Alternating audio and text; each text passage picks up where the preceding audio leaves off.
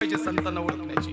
हा आता समोर बघा, तुम्हाला लक्ष देऊन ऐका, त्याला शास्त्र भाषेत कर्मसाम्य दशा म्हणतात। आईसी कर्मसाम्य दशा मग होईल विरेशा तव श्री गुरु आपैसा भेटीचा का।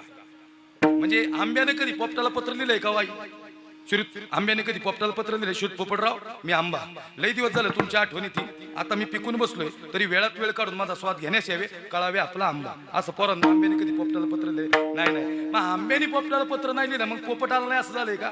नाही, आंब्यानं पिकून बसावं आणि पोपटाने येऊन स्वाद घेऊन जावा, तसं आम्ही कर्मसाम्य दशेवर यावं आणि संतांनी येऊन आम्हाला भेटावं। ऐसी कर्मसाम्य दशा मग होईल विरेशा तव श्री गुरु आपैसा भेटेच गा। मग काय केलं तुकोबार आहे तुम्ही? ते म्हणले सापडले वाटा जाता गंगा स्नाना मस्तकी तो जाना ठेविला कर। रामकृष्ण हरी मंत्र दिला, बाबाजी नाव सांगितलं आणि त्या ठिकाणी संत आम्हाला भेटले आणि त्यांच्या पायाला मिठी मारली विठ्ठल।